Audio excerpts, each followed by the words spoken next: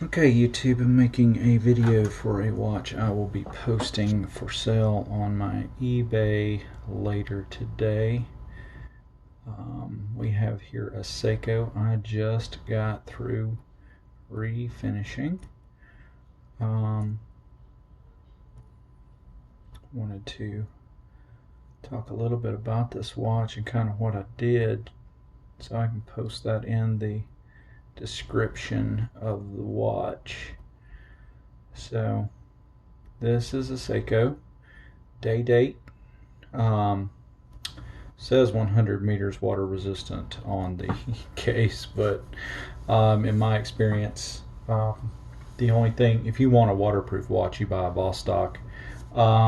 You don't buy a Seiko. They're just you get you a 200 meter water resistant Seiko dive watch. It may be you could probably go swimming with it. Anyway, so some of the things that we did in this, this is the old glass. It was scratched really bad. You can see that. Put in a new crystal, new silicone seal, new case back O-ring. You can see the case back. So I removed a ton of scratches from this thing. It was really bad. It was a two-tone, gold and silver. The way it was the two-tone, the smaller thin piece. These three thin stripes here were gold tone, as well as the bezel here was also gold tone. It was scratched, it was scuffed. The gold was pretty much gone at this point, so I went ahead and just buffed it the rest of the way off. You'll notice that I have put a new finish on it. It is now brush stainless. It was polished. So you're like, well, John, why did you do it brushed like if it was originally polished? Well, that's simple.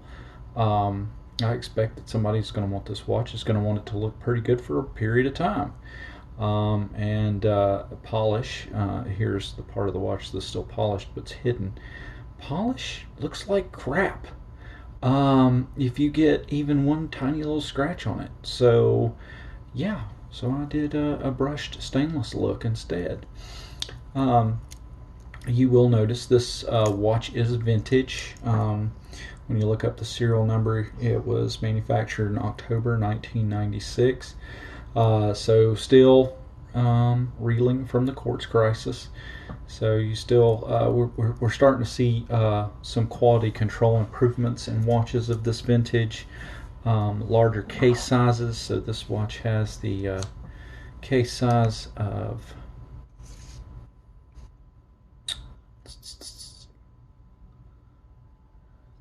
38 millimeters. Case thickness just less than a centimeter at 8.4 millimeters. Band thickness 19 millimeters. Also 19 millimeter lug to lug is 20 millimeters. Tapers down to 18.9 millimeters, and then the clasp itself is 21 millimeters. The clasp I was able to rescue. It was bad, and then again I refinished it and put a nice brushed polish on it, or nice brush on it instead of polished. So the movement in this watch had given out, so we swapped out the movement. Here's the old one put back in the plastic bag. So you got a new movement, new quartz movement, new 371 battery. Here's the old battery, new battery is in it. Ready to go. So I hope whoever buys this from me enjoys it. Again, vintage, so not solid links, not solid end links. However, we do have one piece solid links. It has push pins instead of screw pins.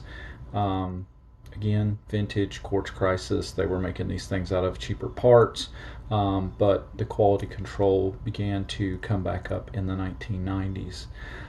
This watch does not come with any additional links. I have a 7-inch wrist for reference. She is just a little loose on me. She does have some micro adjust and left in her. You can make it a little bit smaller, but it is fully out on the micro adjust. So you do have some additional lengths. I got 2 lengths on the 6 o'clock side and 3 additional links on the 12 o'clock side. Currently fits my 7-inch wrist and a little bit loose. All right, happy bidding.